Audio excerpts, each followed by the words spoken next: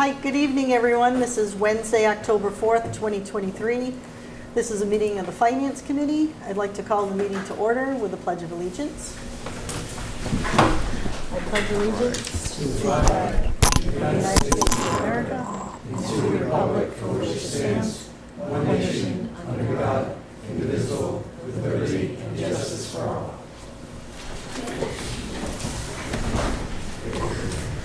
Well, welcome everyone. Thank you for coming.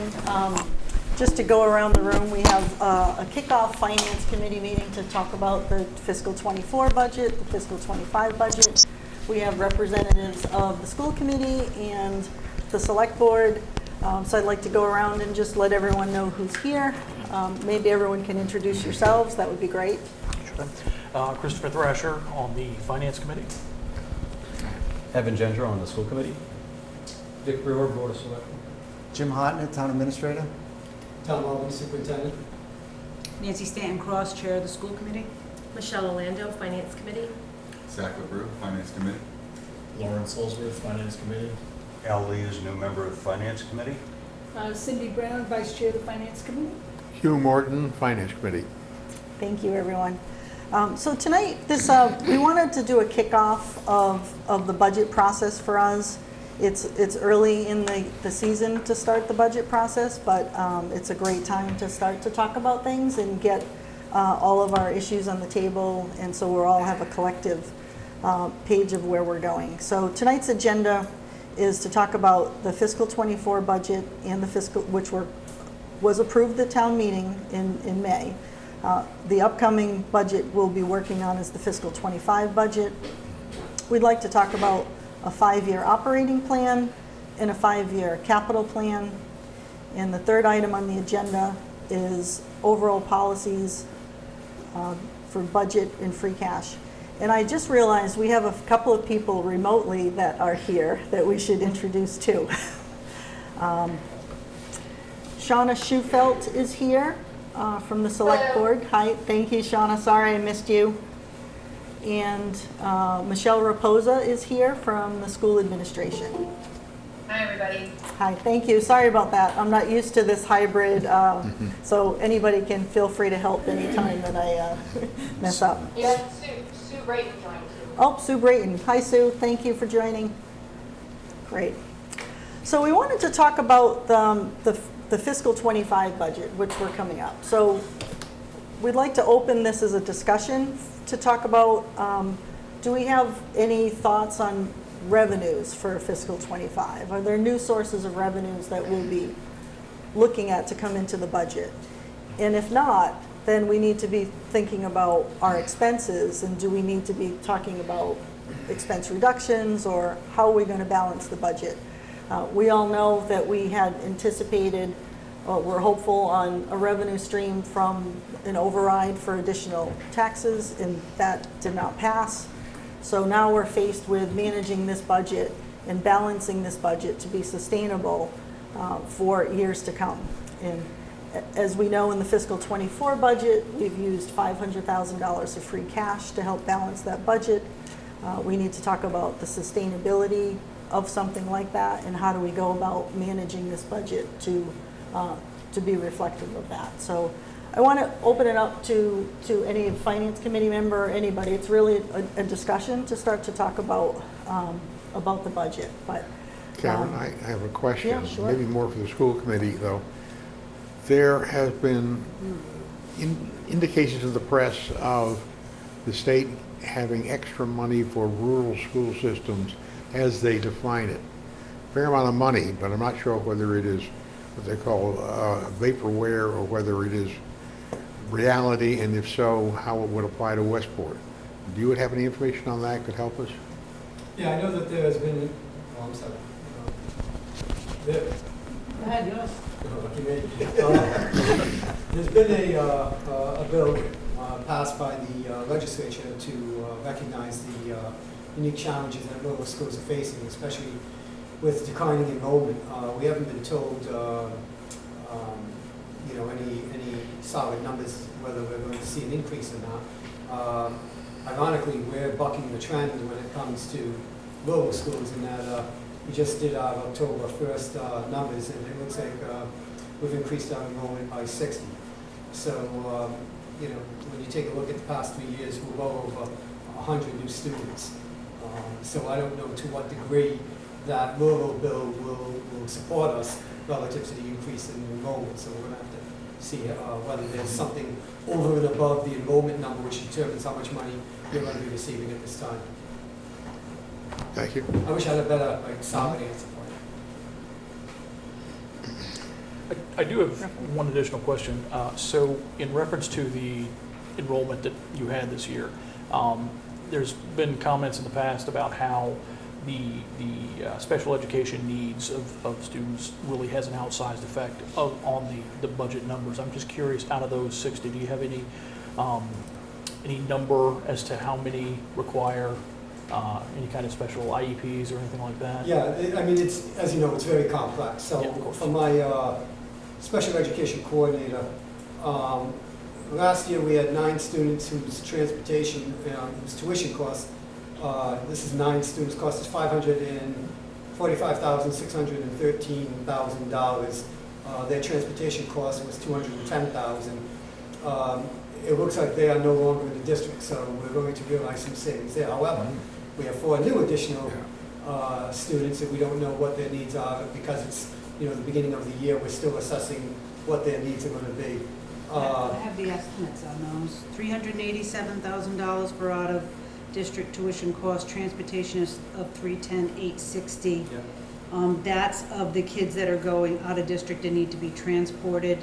That doesn't count for, I know that we've got some new kiddos coming in that need to have special services. We're trying to obviously service them in district. We have some issues with language delays. We have an issue with a site issue. We're trying to keep that in, but we're using people with other districts per diem, trying to get them in here so it's fitting them into your schedule, so we're doing the best that we can. So we don't have like a crunch number to those costs.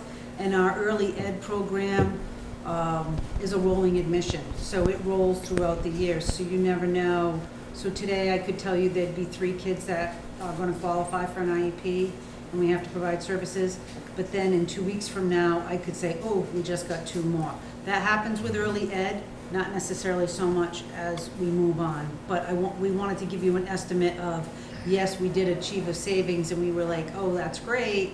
And then all of a sudden, then you get the other side, which it's pretty typical. And it usually, some years you're up a little bit, most years you're down a little bit. And that's how it happens. Sorry, I just knew those figures. No, absolutely. Jim, maybe Jim or Dick or Shauna, you can answer a question. Are you aware or familiar with any new revenue sources that the town might be available to? I am not aware of any new revenue sources. Okay. So really our revenues are kind of going to repeat as they were before. Certainly we don't know state aid in terms of where that's going to land, right? But so we know our revenues are limited as they have been. Any thoughts on any additional expenses that are coming through, looking to come through, that are in addition to what's in the fiscal 24 budget? So we get the normal expenses, right? Increase in pensions, increase in insurance, increase in property taxes. We've had a couple of big bumps the last couple of years, one because of the new school. So that's, I don't want to say it's leveling out, but it's coming to a number. It may not increase as much as it's increased the last couple of years. So that's one positive. New growth. We've had 2 good years of new growth. One, because we've changed the assessing process that gave us 18 months one year, so we were able to pick up an additional 6 months of new growth that year. And last year we just had an extremely good year of new growth, and we're not going to be there this year. So that'll be less than anticipated. You know, we have a few sources. We have Proposition 2.5, so we get a 2.5% increase over our taxes. That's known. We have new growth. We have state aid. And we have local receipts, and that's the majority of, if not 95+% of our revenue. Our local receipts, I think we've done a decent job the last couple of years. We've done a very good job the last couple of years, the town has, by We were budgeting at about 95, 96% of our actual, which is extremely high. It gives you no flexibility. The last 2 years, we got it down to about 80, 81%. So we will have a little bit, hopefully, additional new local receipt money. Not a lot, it might be 100,000, might be 150,000. It's not going to be significant enough to change dramatically what we're looking at. As far as local receipts go, excise tax has leveled off the last 2 years. Rooms tax and meals tax, we've seen a bump the last couple of years coming out of COVID, but that seems to be increasing slightly but leveling off. I think one area we'll do a little better is investment income, just because of the interest rates out there. But even that might be. We went from I think 67,000 2 years ago up to about 300 this past year. So that's fairly significant. But how far that goes up from there, it's tough to. We're very early in the process. Right.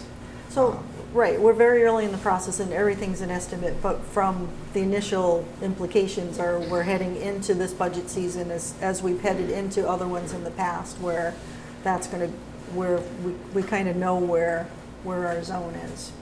Can I ask a question, just for the newbie on the team, for a couple of people, just so my understanding? When you say new growth, is that real estate, like people moving in?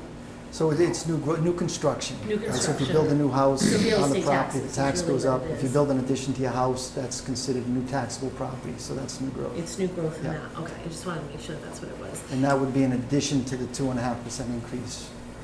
That was gonna be my next question, so explain to me, the 2.5 didn't happen, but like the way we tax, and do we tax differently for residential versus commercial?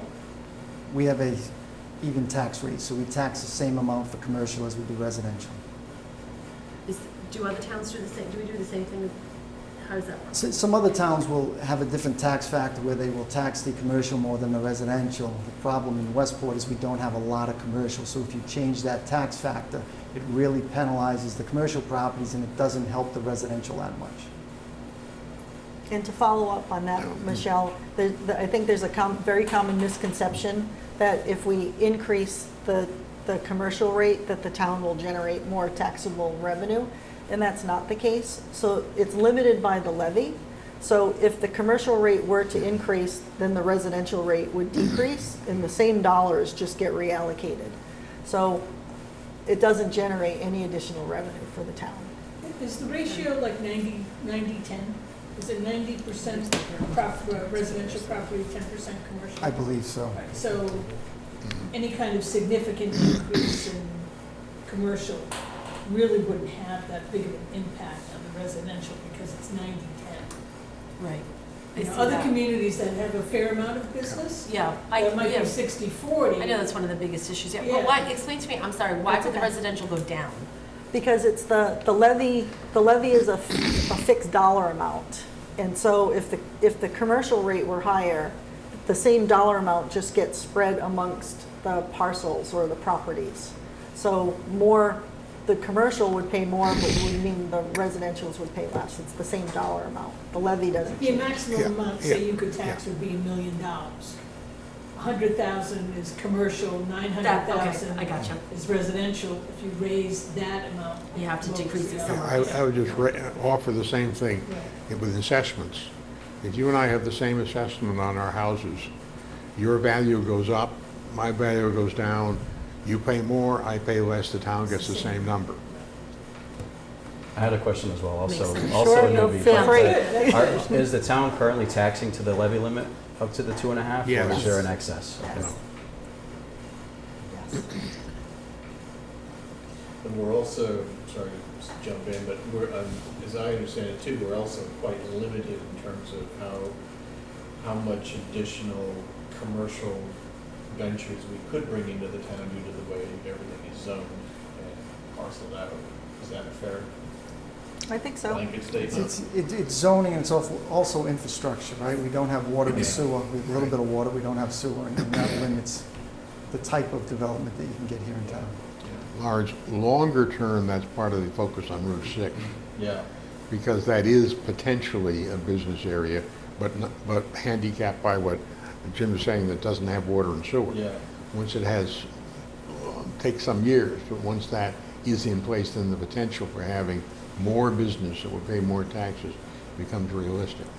That's right. In fact, I'm on that Yeah. committee as well that is looking at that whole project, and it is a big whale Yeah. of a project. And it takes a lot of time, of course. Yeah. So the marijuana facility, can we talk about, I know that we were supposed to, there was the agreement, and then that all kind of went up in ashes, but I know that there's some money that's owed there. Has that been current, or is that something that? Still allowed. So the funds for the marijuana, even if it was, even if we had collected them, would have been minimal. You were looking probably $15,000 to $25,000, maybe, I shouldn't say that, $15,000 to $25,000 in revenue, the 3% revenue from their sales, and then we had a $25,000 yearly payment. They've just changed the laws. The Cannabis Control Commission just adopted new regulations, which, according to their regulation, voids our fees from marijuana facilities. We still collect the 3% that's collected through the state, but we don't collect the additional 3%, and we don't collect the yearly impact fee of $25,000. So we have not collected anything additional from the marijuana facility as of yet. And even if we did max it out, this year, we'd probably be about $40,000, maybe $50,000 total. All of the facilities throughout the state has more, not like anything else, as more facilities open up, each business's, their revenue has been declining. Well, it's just a shame, the amount of exhausted time that we put in, special town meetings, and all of what we did for this. It was a To little bit have too it. late. I mean, we missed that early window where the sales would have been very high because of the limited sources. Now the market is just saturated, and the whole market has collapsed. But even if we had reached that, then they just You're blew out right. the Eventually agreement. it would've- The it point of the would've agreement was declined, that get that fee every Right. year, you know, no matter what the sales were. You're right. From what I saw, doing a bit of a deep dive into this, what really seems to have been the trigger is the change of the state regulations. And there's even still some argument as to exactly whether that completely voids the agreement or not. And I think that's still up in the air a little bit too, right? And there have been other communities that have factored the revenue into their operating budgets. So they've been, over the last couple of years, say they're getting $500,000 through marijuana sales. This year, just because those sales have decreased, even if they could collect the money, they're down to $200,000, $300,000. So they need to adjust that in their operating budget as well. So they made out well early, but now they got to find a way to make up for that lost revenue. Okay, thank you. Thank you. Any other questions on that? So Jim, so thank you for that. So I think we've got a lay of the land of where we're heading. So my questions are for the school. If you could remind us, in the fiscal '24 budget, there was some level of cuts that were made, right? I don't. $275,000. $275,000. And where did those cuts come from? What did you execute for those cuts? Exactly what we showed you people. I don't have that data because I wasn't prepared to make Okay, that that's okay. presentation. If I may, we reduced classes in 3 of our elementary schools. So that increased class sizes in, I believe, grades 1, 2, and 3. Additionally, we also had TAs, teachers assistants, 4 of them, that were language cut, which based. is ironic because now with the influx of special education students that have come in, we've actually had to hire 5 teachers assistants by law. They're required to have that. So, Thank you. and then we're still working with one administrator at a school of 500, which is unheard of. There's a host of other ancillaries that. I can have Michelle send you that tomorrow, Yeah, exactly no, what was cut. just reminding all of us where, Oh, we'll be reminding. yeah. Just trying to lead us into, where, Michelle, yeah. Michelle is, Michelle, do you have your hand up? Michelle Raposa? I was gonna go over the cuts that were made. I did have that document in front of me. And I think Mr. Orban kind of covered most of them. Okay, perfect, thank you. So with, Although I have a follow-up sure, feel question free. to that. Tom, you said that you had to hire 5 back, so as a result of that, it's a push here if something else comes out the other side. So if you had to let go of 4 but then hire 5 back, how does that impact your budget now? So I had a meeting with both Mrs. Reposa and our assistant business manager this morning, and we're deeply concerned about the fact that if we play the year out, we're probably short somewhere between $30,000 and $50,000 unless we can find savings from somewhere else. So we're hoping for no snow, things like that. I have a question kind of relative to that and also just the town itself with, I'd asked Karen about this previously, but do we know if the situation with the influx of illegal immigrants coming to the area is going to impact Westport at all? I know we don't have a lot of hotels or even one that maybe had requested or filled out an application, but because obviously that would impact the town as well as the school. I don't know. Do we know if anybody applied to be? I have not heard, nobody's contacted us, we haven't heard anything as of yet. So this is, I've talked to other members of school committees in other communities. So this is not Nancy because I know it all. I'm knowing it from other communities. And what I've been told is, and Somerset is one that we've all been reading in the paper, what Westport can learn from what's happened there is to be a little bit more proactive on our information. So they have, through their select board, done a request under the Freedom of Information Act. And you can make that request and find out if any of our hotels have applied to have migrant housing available.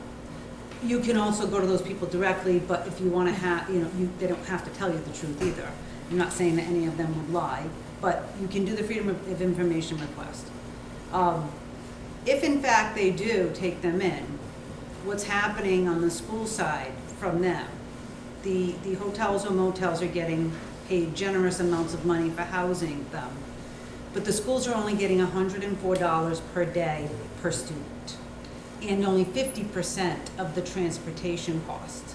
And these migrants are English as a second language, so they need what we call ELL, early language learners.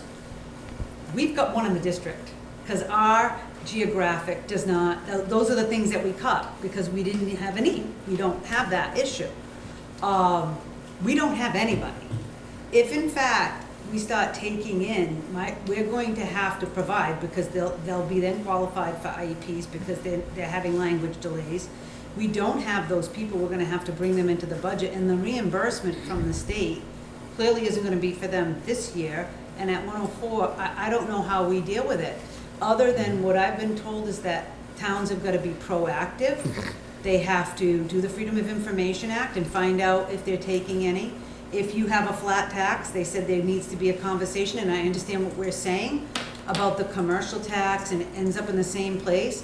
But if hotels are gonna, or motels are gonna take in money, and they're gonna make a considerable portion of that money, and even though it's this way, it should be off the backs of the actual residential taxpayers if they're gonna be making money from another revenue source in this manner. So I think, although I understand why Westport stays with a flat tax, but if we were ever to have migrants coming into this community, the only way that we would be able to make a less on our residential taxpayers for the cost as a result of them coming in and their benefit would be to do that tax. The other issue is that they recommended that the Board of Health, from the local Board of Health, go to each hotel and any other facilities in the town and do a safety check, their due diligence that they usually do twice a year or whatever, but to do it now. Because even if they agree to take in immigrants, if there are safety concerns and there are things that need to be fixed, they cannot take them in, regardless. So the town can't ever say no, but if there is a safety risk. So I'm just saying, personally, having listened to these schools that are taking in these students and they're pulling their hair out, and we're in a worse place than they are financially, I'm saying we've got to be proactive and do these things, because I think that, hotels need to understand that tax is on the table if you're going to take them in. We also have to understand that the cost that it would be if they came in, and that we don't have people to service them. Like a Fall River does, they have a lot of that. We just don't in Westport. So that's what I've learned, so I'm just reporting it. Good information. So where do you see, so as you're entering your fiscal '25 budget season, where, have you started the process? Where are you seeing things heading? We're in the same position that we've always been. We're underfunded. We've been cut $1.3 million. The facts are the facts. The thing is that as everybody knew when you had proposed the 2.5 override, that we're coming into our teacher contract. So now we're negotiating our WFT. We're the biggest employers in town. They're aware of the recent, the police settlement. They're aware of other union contracts. They did take a town deal the last time. They took a straight 2-2-2 across the board, which I thought was very reasonable that they did that, and they did take the hometown discount. I don't know if they, we can't even offer the hometown discount under our present particular situation, but we just started meetings. They've started to request information. They're going to request information from the town. They're going to look through every single thing and do their due diligence as they should. And, we'll try to do the best that we can. We tell them all the time, money's not there. But then they look at other contracts and they say, really? Mm-hmm. So it's going to be a very difficult negotiation. But that's our big daunting hurdle over what we're normally accustomed to. Yeah. We're looking at, even if we kept the same deal and renewed it, it's looking, and Michelle might have the exact number, but I think I have a value of $725. I think that I had floated that last year, with like $675, $725 is what the cost of those increases over 3 years. So if you're looking at a capital plan for 5 years, that was one of the things that we had all talked about, is like looking at these contracts. Because all of our unions have contracts that are negotiated at all different times, and we seem to get hit, and we don't have them all on the same page at the same time. We just finished our AFSCME contract this past summer, which added, I think, $65,000 to our budget. So that was a very successful negotiation. And again, they took a hometown deal. Michelle has her hand up. Michelle, did you have something to add? I did. We're also, we'll be going out to bid for our transportation contract, so that will be a change for FY '25. Many of the school districts that I have spoken to already to see where they were, we're looking at about $165,000 increase from the $1.1 million we're at right now for our current transportation contract. And that has nothing to do with sped increases either. We're not, by law, we don't have to go out to bid for them. They're very reasonable to work with us each year and not give us a drastic increase. So I'm not as concerned with them as much as I am with the transportation contract for regular ed students. Thank you. So where do we go from here, right? We know we used $500,000 to help support the budget to balance, and we used free cash in previous years as well to help the balance. And I can speak from my own personal opinion, using free cash, which is a non-recurring source of revenue, to use that to try to balance recurring revenues is not fiscally responsible, and it's going to catch up. It will catch up with us. And I've been always reluctant to use free cash, but have been amenable to it to bridge the gap, to avoid temporarily having to lay people off, with the hopes that an override would have come and kind of got us there. Well, the override didn't come. So now using free cash in the budget, in my opinion, is much more problematic, because that's not sustainable. That's not something we can do every year. We have to figure out a way to true it up, to balance the budget. So we already walk into fiscal '25 with a $500,000 deficit that right now, if free cash is not on the table, we already have that as a challenge. And then we have all of the things that we're talking about. So this meeting is here to kick it off and come up with, we need to figure out a way to balance this budget.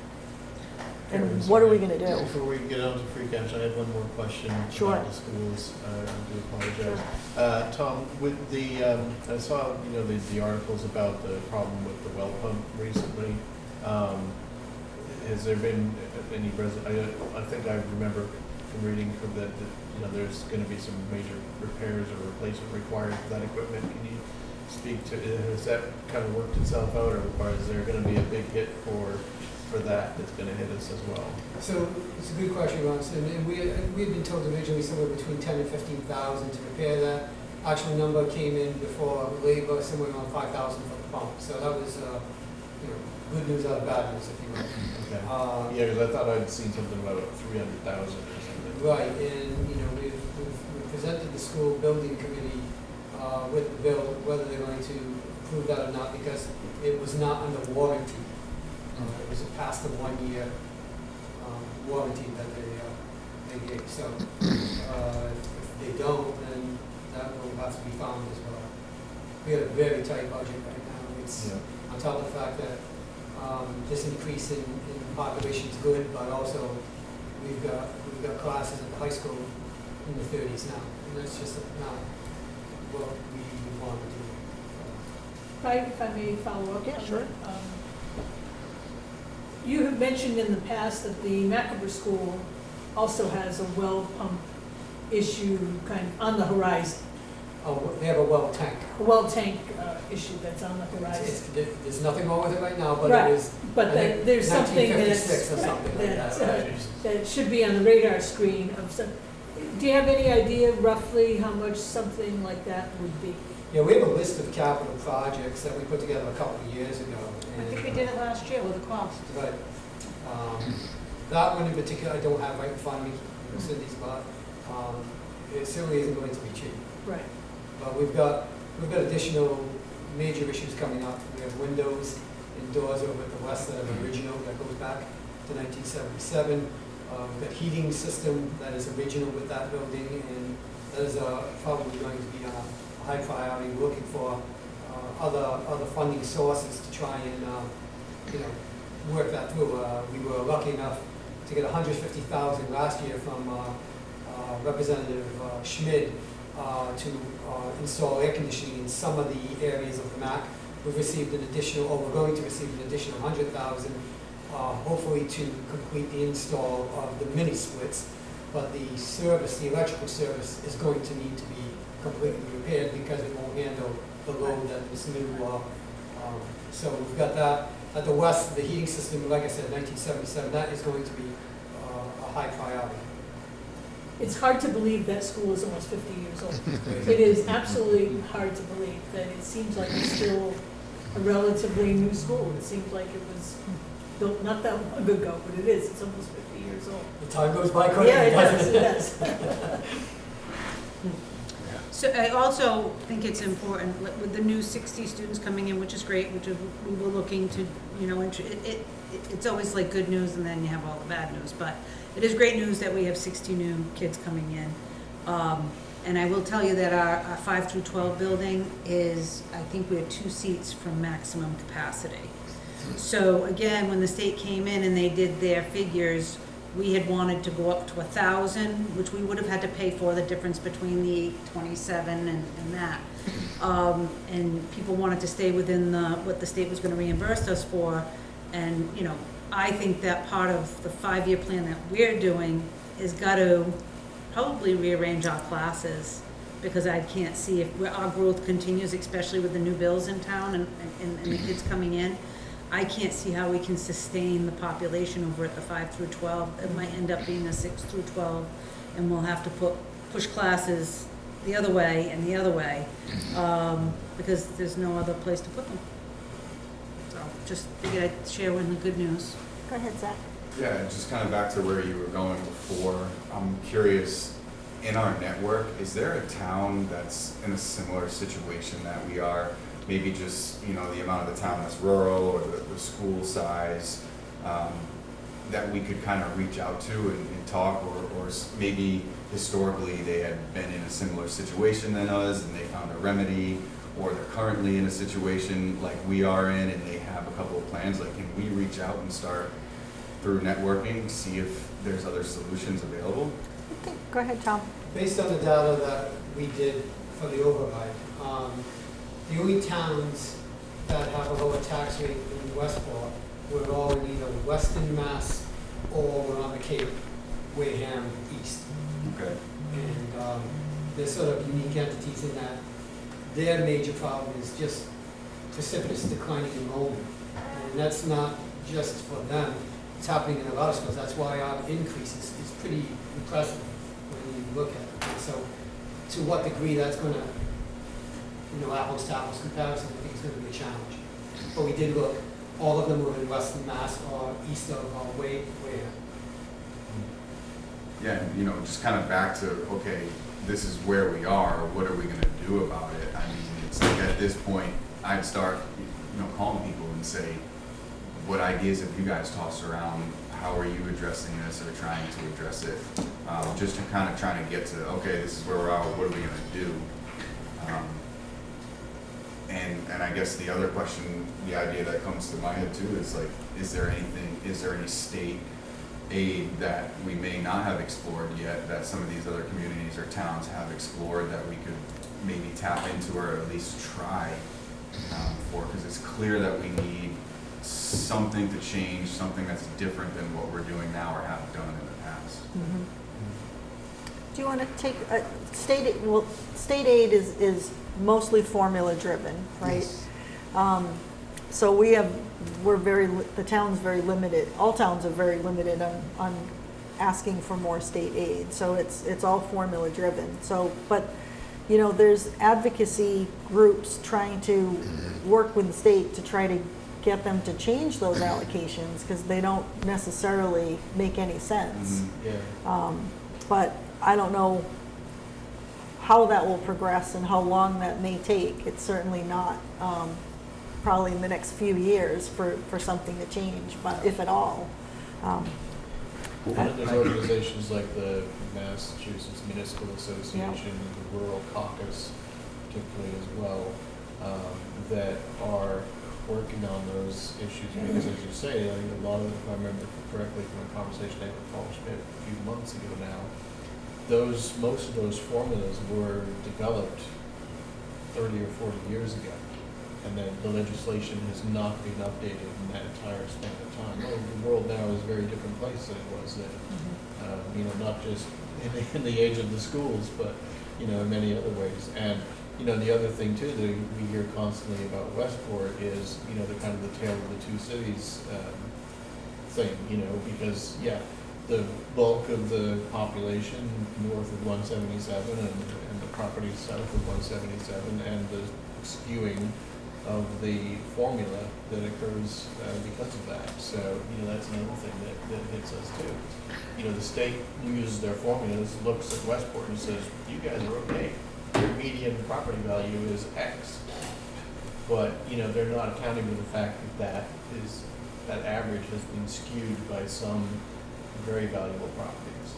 So You just brought up comparison. I saw earlier this year, Dartmouth closed their gap. It was somewhere to the tune of $600,000 by delaying short-term borrowing for the next fiscal year, which is certainly not a long-term fix at all, but that's where a lot of municipalities are at, unfortunately. Right. And Westport's a unique situation just because of the lack of staffing with the increase of students, which a lot of districts like ours aren't experiencing an increase in students. In fact, it's usually a decline. So I think this is a more unique situation. Right. Yeah. No, you're right, Evan. I mean, Dartmouth kicked the can down the road a year too, just to get one more year to balance as well. But it's not a long-term solution. I think Swansea did that as well. My sister lives there. I think they had the same issue where they had to money. I think the difference too, even between Dartmouth, to Swansea than Westport, it's the revenue, right? You don't have the kind of revenue that both of those towns have. Right. And I asked Jim. And I asked Jim on revenue. Is there anything we can do from our local, permits and licensing to increase those fees? No one would like it, but that's really the only way right now the town can generate revenues. But that's not going to put a dent in replacing that $500,000 of free cash deficit that we have. So, I'm sorry. Go ahead, Tom. So permits and fees, we collect, $600,000 to $700,000 total. And a lot of that's revolves around these solar projects. Those come in, some of those are like $60,000, $70,000 in permit fees. So you get a big project like that, can really bump that number up. So even if you go up 10%, you're looking at $60,000. If we still have the, big numbers, a hotel or a big solar project or a big commercial business. Even if we go up 20-25% in our fees, it's not going to make a big dent in the overall revenue. And on the town side, we're also looking at negotiations with fire department, police department, which are two biggest unions. We're also looking at negotiations with the highway department. It's going to be a difficult year. You know, we looked at revenue, you know, if you go back to 6 or 7 years, back to 2018, you know, we're probably gonna bring in about $900,000 of new, increase in new revenue. So that 900,000 split between the schools and the town, you're looking roughly 500 for the schools and 400 for the town. You know, that might go up to $1 million, might go up to $1.1 million, or it might go down to 600,000. But there's not gonna be $2.5 million in new revenue that we can split between everybody. So I don't see how we do it without some cuts. You either have an override or you have cuts, and that's it. Do Go we ahead. have a target number? Sorry. Oh, no, go ahead. Target number. Do we have like a target number? Like we know we need to increase the revenue to decrease the deficit. What do we need? What is that number? Is it 500,000? Is it 400,000? Well, if we could increase the revenue by an incremental 500,000, that would then cover that deficit that's currently existing. And then we'd be back at baseline. But then now we enter fiscal '25 with increasing expenses and revenue not growing at the same pace as revenue. So we'll accumulate another deficit. So then that would otherwise be addressed by another influx of free cash, which again is not long-term and sustainable. So it's cuts really is the unfortunate solution.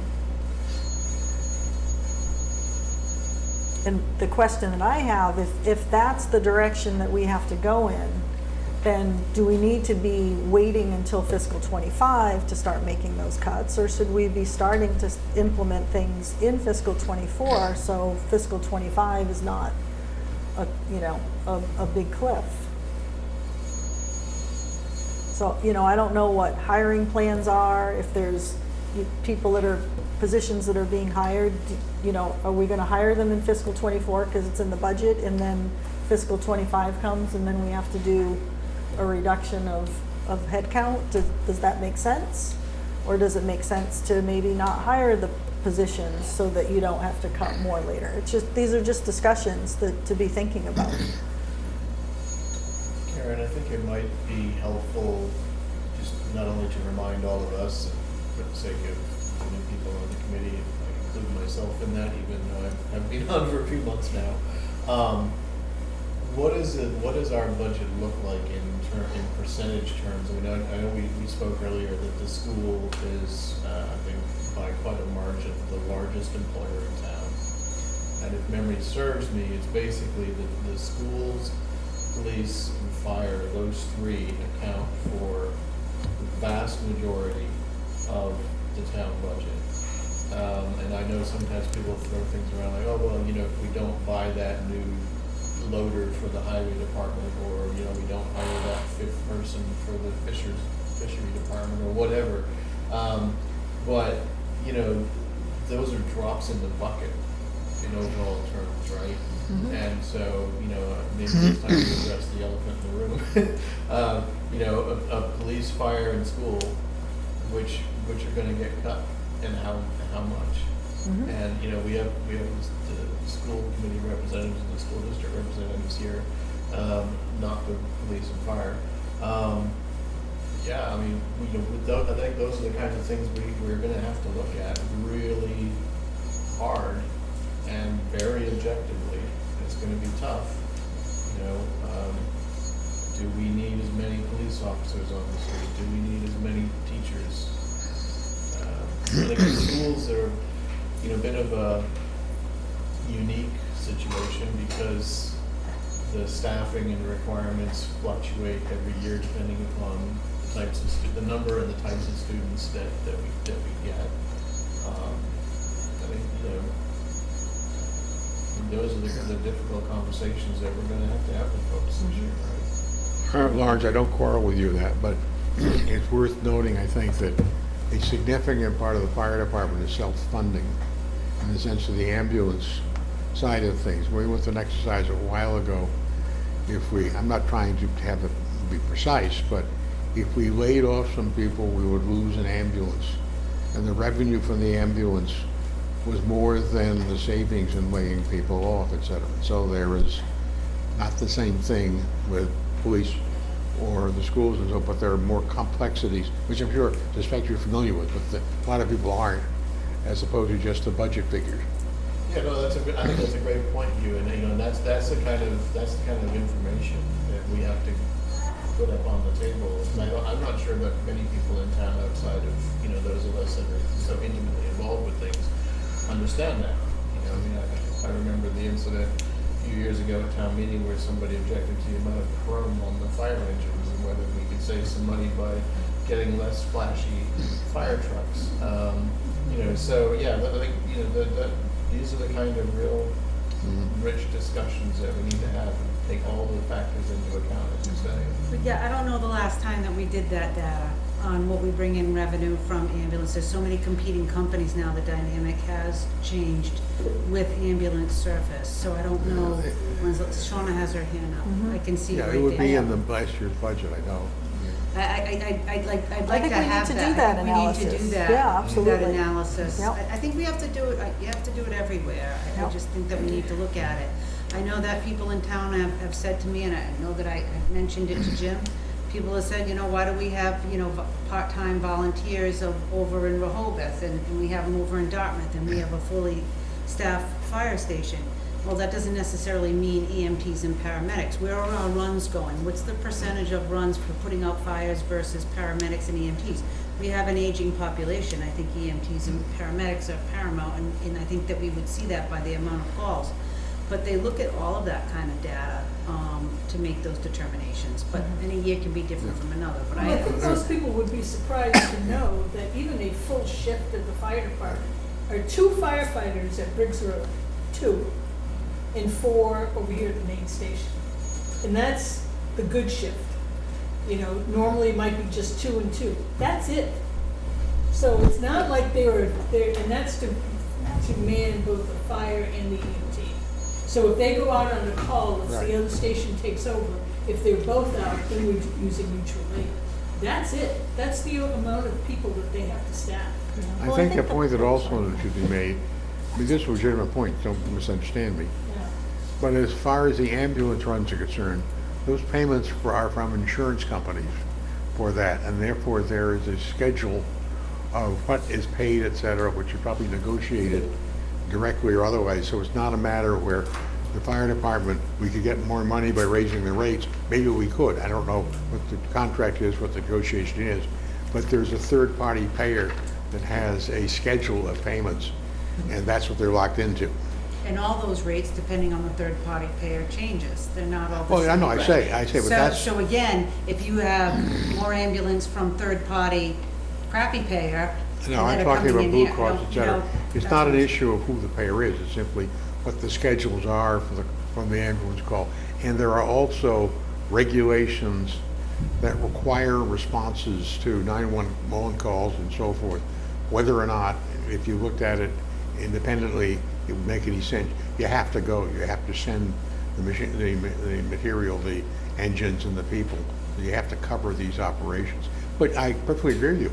Analyzing it is fine. I'm just saying that Chief Legender, I think, is running a pretty tight ship, and they've talked about that sort of thing. So I'm not. Going over it I'm again not is here to fine, I'm just criticize saying- anything. I- It's just I'm like just I saying, say I don't- about special needs, they come in every day, I can't help it. I you know? suspect there's not a lot there to be found, but there's no harm in looking. is I what I'm think the saying. transparency thing, and I think we'd have to look at the override, and I think that there were questions out there that people felt were unanswered.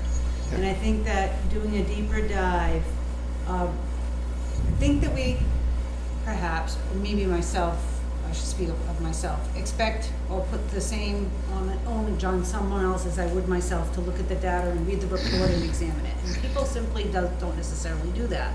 And it was funny, I was looking on social media and how things just come out there, and they were saying like we don't have football at Westport because somewhere in 1948 somebody died on the football field, and that's why we don't offer football.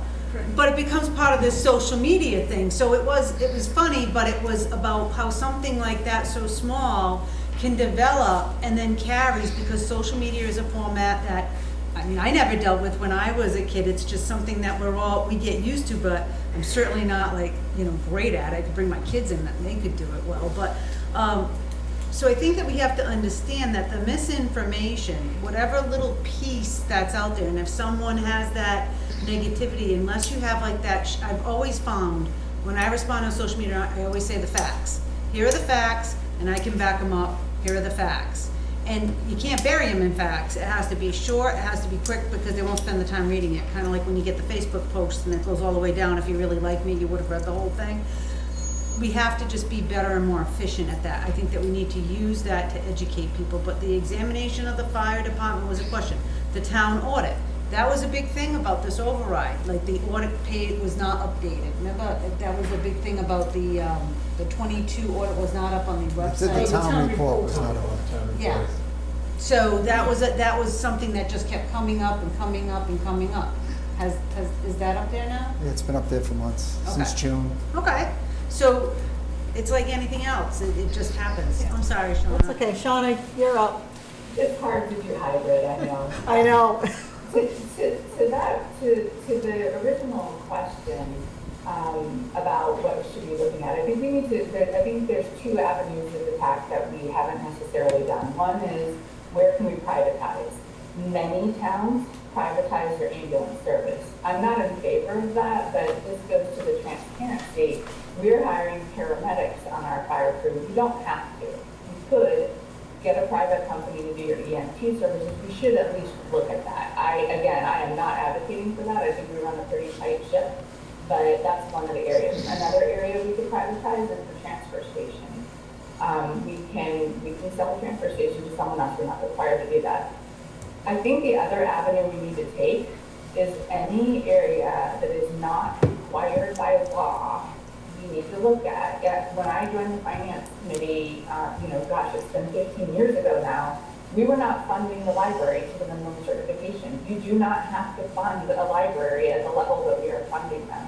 You do not have to fund all of the recreation department. And I don't want to, you guys heard me on my speech, I advocated for this override. I don't want to cut these departments, but I want to know which ones we do not have to fund. If it's the library, if it's the Council on Aging, veteran services, I think we could do part-time, some communities do part-time. I think we really need to take a hard look at what are we required to do. Like, I know we're required to have some level of service for veterans and some level of service for police and stuff, and then what are we doing that's optional? Because I do think we're gonna have to make a cut. And, Lawrence, the school and the police and fire are obviously the big targets, but oh my gosh, for the last 15 years I've been involved, we've been looking at every penny. And I don't think it's there. And I don't think you're gonna keep a firefighter unless you cut the library. And that's what we need more information on. So I think we're gonna have to go on an attack of what are we required to do and what are we doing that's optional. Thank you, Shauna. And what's the value associated with those students? I know we had some discussions during, this past budget process, and some things that maybe pop up as, okay, well, this is optional. Like, why is the highway department mowing the lawn at the library? Things like that. But when you look at it, it's like, okay, maybe we'll save $500 by having some high school kid do that instead. So, it's the cost benefit analysis thing, right? And that's why, and Shauna, that's why I used brought up the example of the three biggest pots of the budget, because it's like, yeah, we might be able to trim a bit here and trim a bit there, in some other areas, but the overall effect is going to be not enough by a long shot. Yes, Shauna, Go ahead. just want to add to Lawrence's point. Council on Aging is a good example because the town puts money in, but there are multiple other sources that come in. So you have to, when you come sorting it out, what is being done. If the town didn't sponsor, presumably others go away too. So you get more bang on your buck. The library, I have to know, there is a minimum amount by state law required from a town, a threshold amount, which then makes the library eligible for state grants, which are standard. If you don't meet the minimum, you lose the state money too. So it maybe you have to because you can't afford to pay it, but you got to look at both pieces when you start swinging the hatchet. So Shauna basically took the words right out of my mouth. I appreciate your comments there, because I think unfortunately, we are in a situation where we have to start from what we are legally required to provide as a town. I take your point, Lawrence, about the elephants in the room, but at the same time, the drop in the bucket thing, that adds up over time, and especially when you're talking about departments that may not, or like the library might be over the level required, and it's not a comfortable thing to discuss, but I think we're really in the situation here where we have to look at what is absolutely necessary statutorily, and then you have to start from there.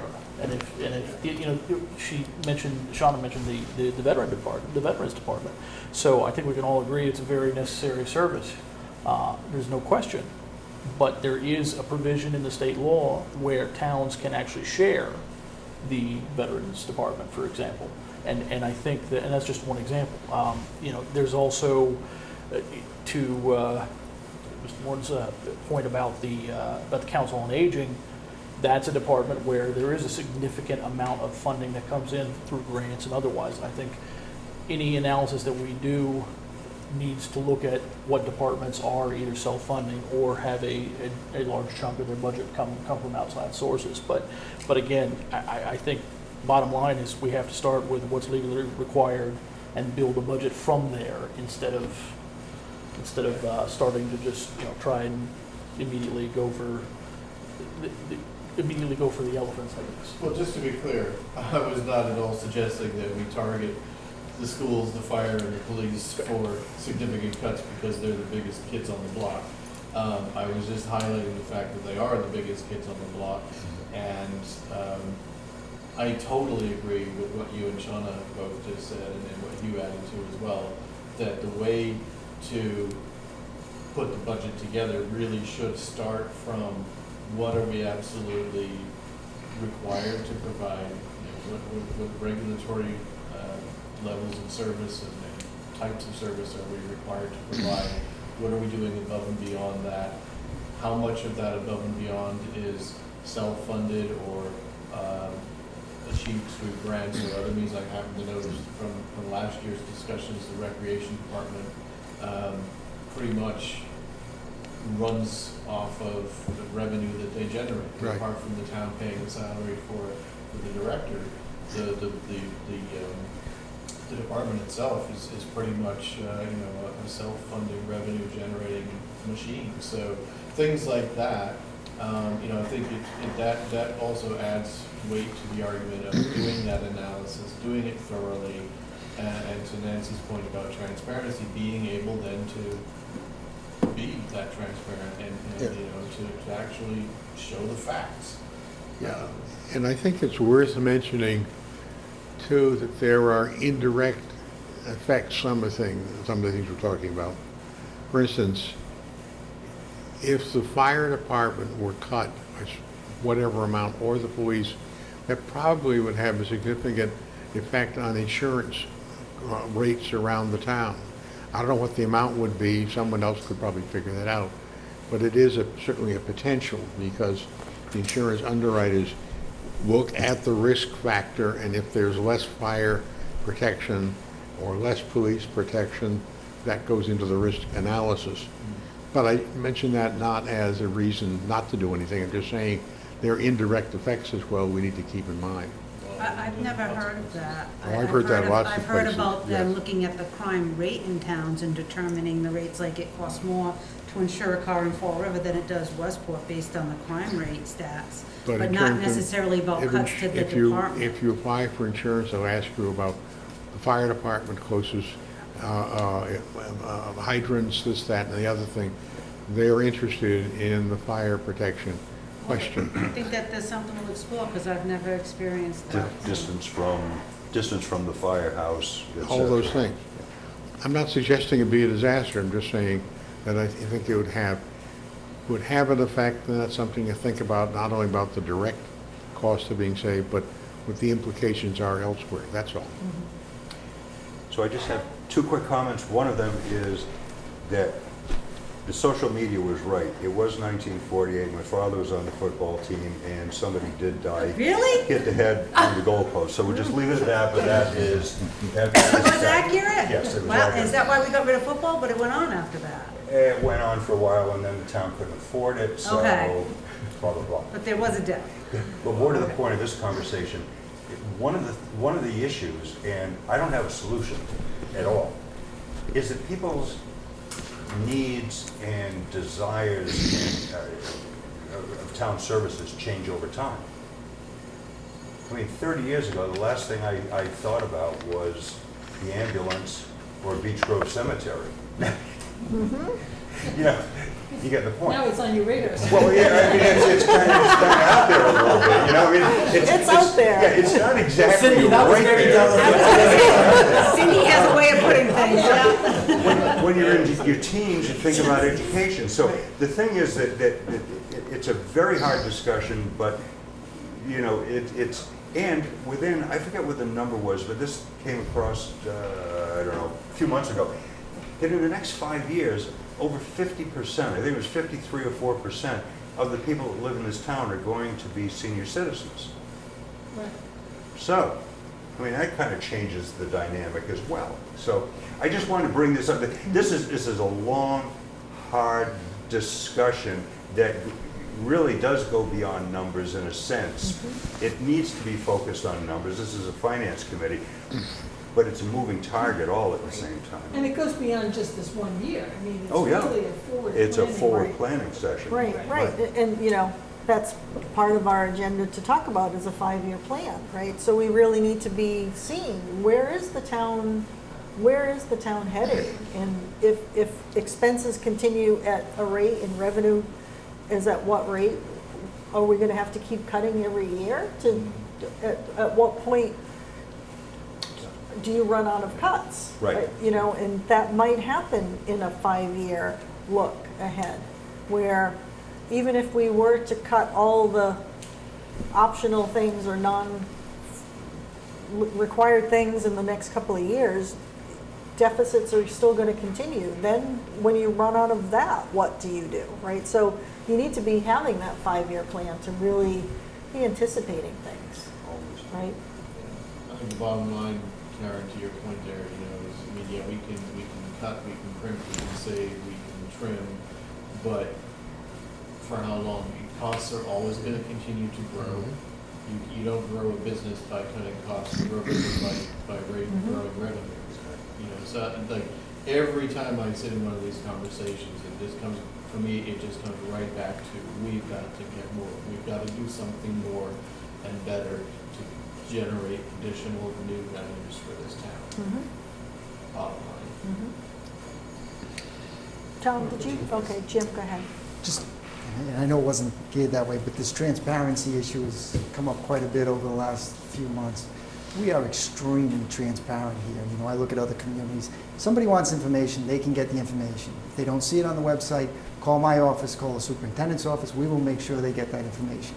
Same thing with the town report. The town report, the information was available. It wasn't all assembled into one report, but if somebody wanted information on any of the departments, we would have sent it out. That information was available. The budget process that we go through is extensive. You know, the public hearings or the meetings that the finance committee has, the town has, the school department has, and that information is available to everybody. What I do see lacking is things like our website, right? I would love to update our website to make it more functional. You know, the school department has a nice The committee's website. not even on your website, by the way, we don't exist. We'll put you on tomorrow. Well, it would, you know, it's kind of nice to exist. We don't even exist on your website. We cost you some money, so But I'm it's- thinking you might want to put us there. It's not user-friendly, right? I would love to update it. We've gotten quotes, but we're looking at $45,000 to do that. So that gets put aside. You know, we'd rather put the money somewhere else. I mean, even simple things like cutting grass at the cemeteries, right? We're short-staffed. We're trying to keep it low, but when somebody comes up to me and says, you know, the grass is high, we went to visit our relative, and I don't have the funds to do it. I don't have the ability to hire a private contractor to come in and spend $3,500 every time they cut Maple Grove Cemetery, or $1,500 when they cut the cemetery down the point. So we are putting off a lot of basic things that should be getting done because we don't have the funds. We don't have the resources. We don't have the staff. Even maintaining our existing website. everything takes time. You know, every department has to, you know, you want to put the minutes on, you want to put the agendas on, it takes a little bit of time. And, you know, things change, they don't have the ability to do that. If we had a better system, if we had more staff, you know, some of these towns are going, they're getting social media consultants, or they're hiring people to do the social media for their communities. I would love to do that. I'd love to have a human resource director here. That itself is just so complicated for these towns right now. We should not be doing that, you know, with a couple of part-time people working on human resources. We should have a financial director here. You know, we should have a procurement officer. And those are just a few of the things. And then you look at each individual department here in town. One person leaves, and that department kind of, I don't want to say falls apart, but it struggles to maintain. Somebody goes on vacation for a week or two. It's difficult just to put a body at that desk to answer the phones and to collect the funds that are coming in. So we are at a point now where we really can't cut too many places, if any. And if we do make cuts, people are going to feel it. No, I'm glad you mentioned that, because as part of that 5-year plan, we've been doing it over at the school department, and we've been looking at, you know, our personnel, our business office, our superintendent, other people that are getting up in age, and how long are they gonna stay, and having people that can fill in. And what Tom instituted, just what you were saying, is when he was interviewing for like clerk positions coming into assistants to whatever, that somebody had retired, he was hiring younger people that had technology skills.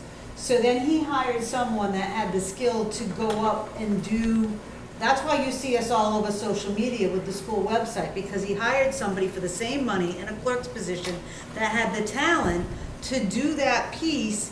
And it's not like a big extra burden in her life, because it's what these kids do, social media. So because she had that talent, she now brings that to the position along. So we started to hire people in accordance with what we need. But Gary had mentioned before, there needs to be more sharing between the town and the schools of our resources. That's website, that's things of that nature. And we have kids that design stuff on websites that we use that potentially could help the town. We have an issue with nursing. We have a very difficult issue with substitute nurses. It is so hard to get a substitute nurse. And when you have a nurse that's one-on-one with a special needs student that's coming in that day, you've got to have a nurse. Like, you cannot let that child come into the building. And then if you're denying that child that day of education, then there's a grievance filed. So it's this big vicious circle. We had asked from the town health department to, you know, when the nurse wasn't doing stuff here, could she come into the schools and serve as a substitute? And that did start to happen, and then it stopped happening. And I'm told that it wasn't a fit for her, or she didn't like it, or I don't know what the answer is. But we have to start getting some of these dual roles out of people that can go between the two places, and that's usually IT, obviously. And it's, you know, the nursing thing is another thing where we need to share our resources and get kind of like 2 bangs per buck. You need a website? Well, if we're upgrading our website, now that you know, it's like, you know what, how about if you do the town and the schools? Can you give us a better deal, and we'll do 2? I mean, we're not doing enough of that, for sure, that we can use some of these resources that we constantly borrow and borrow off of each other all the time. But if we can like, I love the fact that he started thinking about who we're gonna lose, who's retiring in 3 years, and who's gonna replace that person. Because if that person leaves, I don't know who's gonna do it. And there's a lot of antiquation in how things are done. You know, paper, pencil, and there's some people that are using spreadsheets, and everybody's gotta get on the same page. But I also think our biggest thing, if we spend money on anything, it's a grant writer. That is key, because that'll bring money into both the town, it'll bring money into the schools. And that's a cost that both of us should bear the burden of, and to get a grant writer, they're worth their money in gold, they usually are. They bring in a grant at what they usually get for a normal rate of pay, and they're paying for themselves. And we're not reaching out to all of these potential grants that we could get. We've got 2 senators in town, we've got the head of Ways and Means that's here in Massachusetts, that we could have his name on these applications for grants, and he would support us and make those phone calls. But we simply don't have the manpower to file those applications. Do the grant writers actually pay for themselves? Because the grant writer itself cannot be on the grant. So that's a fixed cost, but they can bring in more revenue, and Well, they'll bring they in don't pay for programs. themselves in essence of, say Right. you pay them $65,000 or $75,000 a year, but if they bring in $400,000 of grants that you can use, then and that's what I was meaning, and they pay for Right. themselves, because then you have that additional support. Right. Additionally, there are also typically some grants that offer administrative costs, so you can plug that into the grant. So Tom's, he's 10%. close to $1 million, like bringing in those Z-Space machines with $450,000. over the That was a huge past, grant. over the past 3 years, I alone, and I'm not saying this to pat myself on the back, I'm 61, I don't have to pat myself on the back. I already did it. We've brought in, I've brought in over $900,000. We are chasing every dollar that we can. We know that the Z-Space computers are a big part of our current educational model, along with the adult education that we're trying to do. So we're chasing down a number of people at the state to try and put us in a category to qualify for a skills capital grant, which can usually be about $400,000 or $500,000, which is what we would need for this. You know, I don't mean to be a curmudgeon or the bearer of bad news, but I need to tell it straight. We're at critical mass now. There's nothing to cut anymore. When I say there's nothing to cut anymore, I challenge anybody. Bring in any auditor you want, bring in any expert that you want, see what you can cut. Every special education meeting we have is this act of fearfulness, because instead of having to just simply focus on how to best service our kids, in the back of our mind we're thinking, oh my God, if they go out of district because we don't have the program that we had hoped to start 2 years ago, because that program in starting it would be somewhere around $400,000 to keep kids in district. That money goes out of district, and when it goes out of district, it's significantly more money to pay for those kids' placements. We absolutely fear out-of-district placements because it's the tuition and then it's the cost of transportation. So this is what we're facing going forward. Right now, 21% of our population is special education. It's taking up right now 27% of our budget. I'm expecting that by the end of this year, it'll be over 30%. And the cost is going to continue to rise because we continue to have kids with significantly more needs. We're looking into starting an early childhood program because, quite frankly, we're getting kids into our primary schools who literally cannot toilet themselves. So what that means is that we have to have a one-to-one with that child for their needs. And what we're hoping to do is find some seed money somewhere to start an early childhood center so we can do these socializing things so that when they get to grade kindergarten, we can start working on some academic skills, because one of the other things, looking at the data, and I gotta be careful because the data is embargoed, but we see significant gaps at the early education stages. And we see significant improvement in those as they move along. And, you know, while I'd love to pat us on the back, I'm not looking to end our kids' career in the middle of the state pack. I'm looking at them being at the top. And if we could somehow or other get rid of that socialization stuff that's pouring into, you know, grades 1, grade 2. We have 5th grade students who can barely read right now. That's a cost that is prohibitive, but we still need to meet that. And that's why we push very hard on the state to fully support circuit breaker. And I don't know to what degree they're supporting it. I don't believe they're supporting it right now at 100%. We need that supported at 100% if we're going to do right by these students who have these needs. Just a quick follow-up on that. So Gary?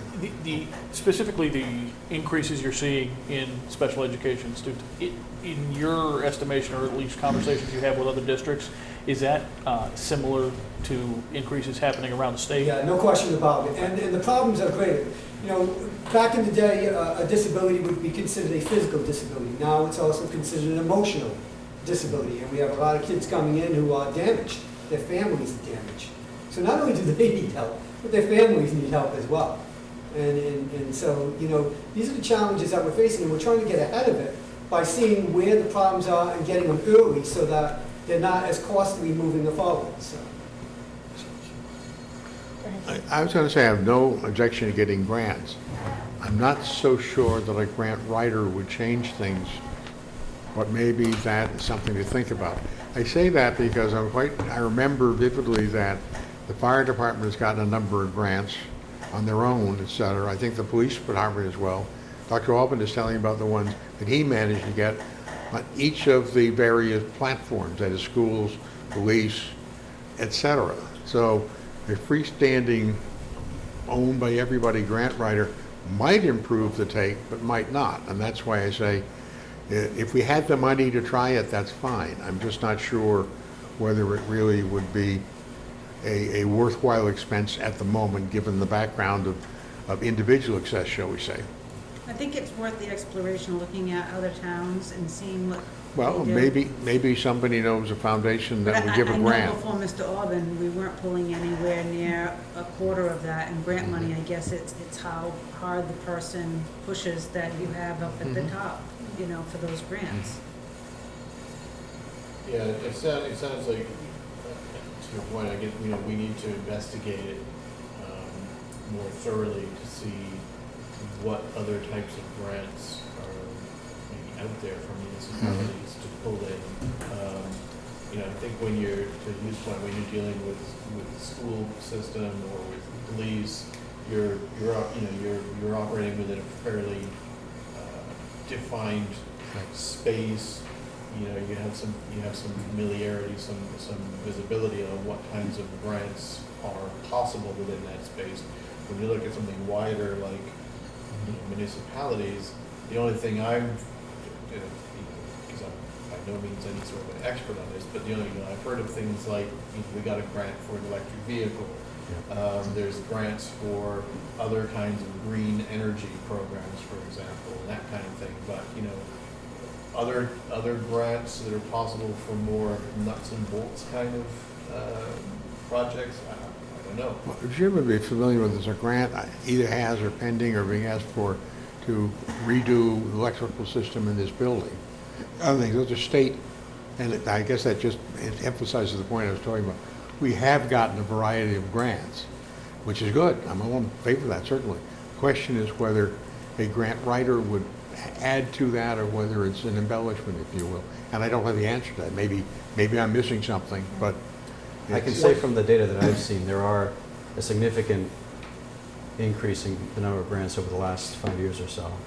There's a number of federal programs that have come out that even if schools aren't listed, and this is why, you know, a full-time position is better than a part-time, because you really have to look at, there's a lot of specifics in these federal grants that, you know, some are eligible for municipalities, but that can trickle down to a school system or to another department, right? So I think there's a lot of nuance to these new grant programs, and, you know, these are in the trillions of dollars that have come online within the last few years that I think that could be captured by the town. Yeah. And I Kevin, mean, if I can My- piggyback on Mr. Gengo's statement there, these grants are mostly competitive, and I think Jim will tell you that.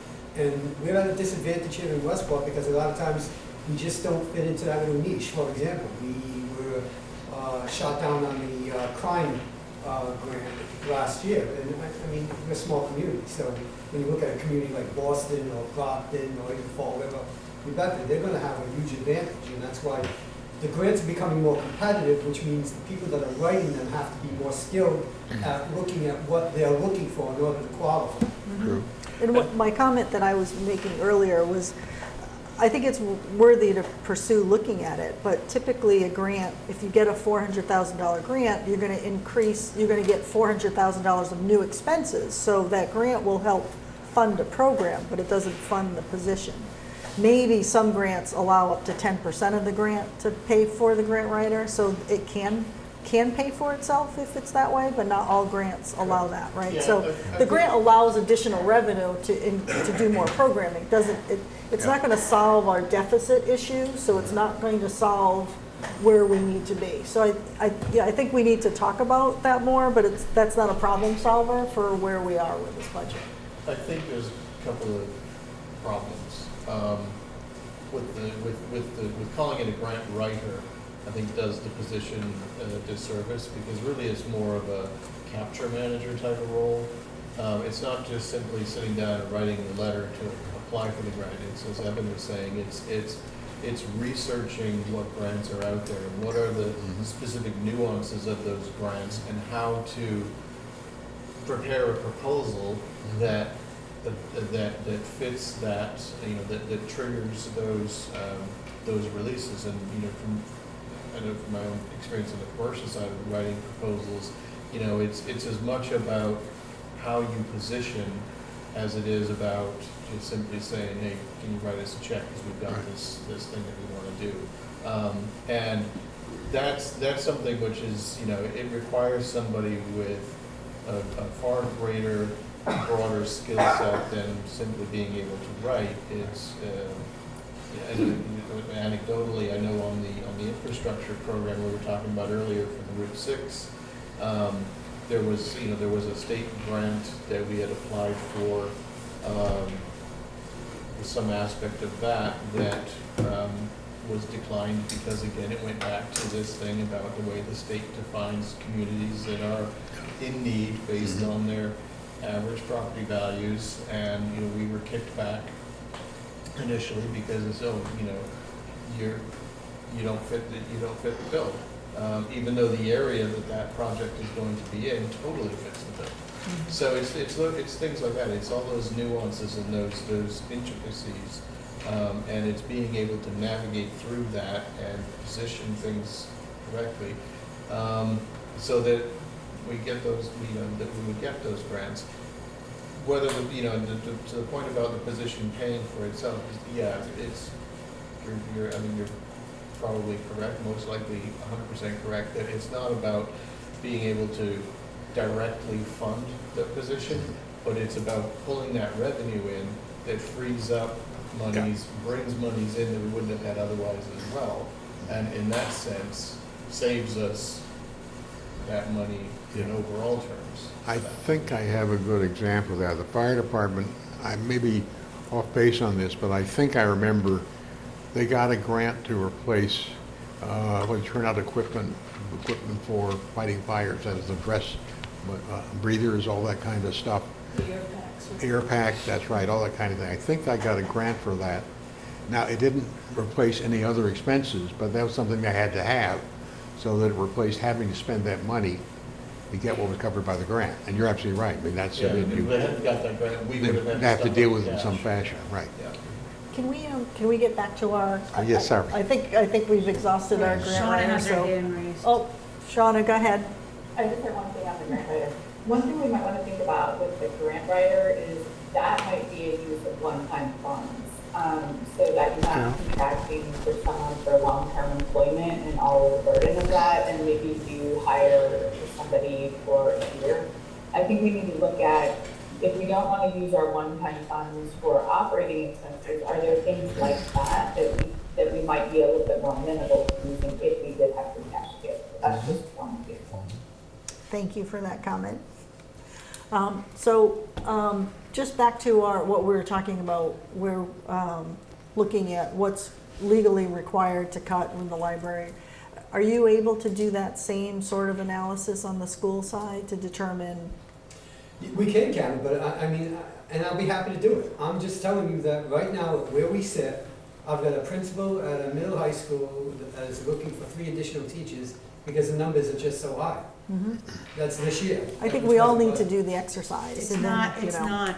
not, it's apples and oranges. You can't sit there and say what we're not legally required. So we're required to 27% of whatever our expenditures are on SPED, we're legally required to do, but we're also legally required to provide an education for all the other general ed students, and that doesn't mean 60 kids in a classroom, it doesn't mean 30. So there are, we're contractually bound to numbers of kids that we can have in a classroom, so it's an exercise that would be virtually impossible for us to do. So I guess whatever exercise, I guess what I'm trying to say is whatever exercise we do, right? The whole thing that we're talking about isn't to look to cut the library, cut this, and then no impact to the school. So what do we? But it's not even, Karen, it never has been. But we need to be discussing what are we doing is the fiscal budget, right? So how do we address the school? What do we do?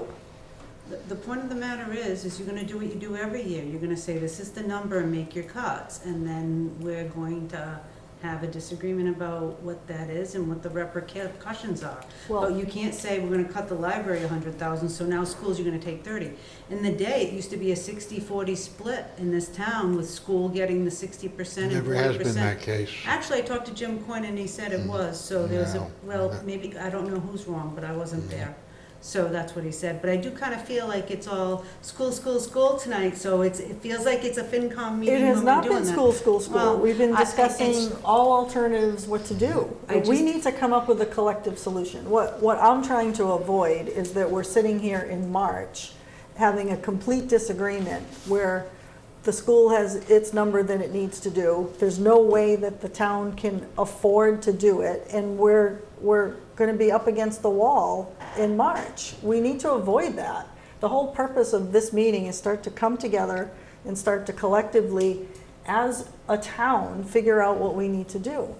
Well, I guess when you sit there and say, well, the library and the rec, if we're gonna cut them, then we should cut the schools. No, I Did anybody said, get cut if last we're going year? to analyze where all cuts can be made, that includes the school participating in that exercise of discussion. Yeah, it's more of, I think, Nancy, we're talking more about, exactly that, and doing an analysis, and, seeing, as we discussed earlier, what are we required by regulation, service level to provide?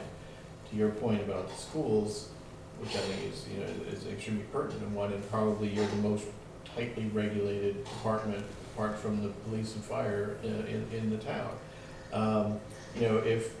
And it may very well be that, and I know from previous discussions, that when we look at the school budget, it is what it is, and it all depends on the enrollment for the year and the nature of that enrollment. Special needs, out of district, all that stuff. I don't think we need to go through an additional exercise of looking at, looking into every line item and like, well, why is that, and could it be this? But just presenting some sort of overview of what is required contractually, union negotiated, regulations, etc. And we need to do the same with every other department as well. See, the problem is you're looking at this year, and I say apples to oranges, and there's so many differences, but you've got your police contract settled on your side of the ledger, and you paid more than you wanted to because of the way the arbitration goes down and what regulations are in place, right? But I told you, we're dealing with we're the biggest employer, and I've got 278 people, and I'm in union contractual regulations with people with master's degrees, and I'm over there saying, well, and the town did this, and then they're saying the town did that, and then, so that's almost $700,000. We cut $275 last year, and you gave us $500 in free cash, which Jim and both you have said, that's gonna be deducted from the start of the thing. So you're already, right now with the schools, you're already north of 1.4, and then you're asking me, what more can you do? I don't know. So just one thing you mentioned, that cutting on the town side, right? We make most of our cuts, if not all our cuts, before we get it to the Board of Selectmen and to the Finance Committee. I sit down with every department. I kind of know what the number is that we need to get to. So when we're doing the budget, I say, no, we can't do this. You got to cut that. You got to cut this. So we're not cutting at the end. We're cutting earlier on in the process. But we are making cuts in every department every year, just like everybody. And this is what happens too when you're making all these cuts. You kind of pit yourself against other departments because you're holding on to what you have and you don't want to give it up. But we're all in the same position. We're making cuts every department, whether it's school department, recreation, police, fire, my office. We all need additional funds. It's just not there. You're right, but the dynamic is you just said it, you can make cuts throughout the year. We can't.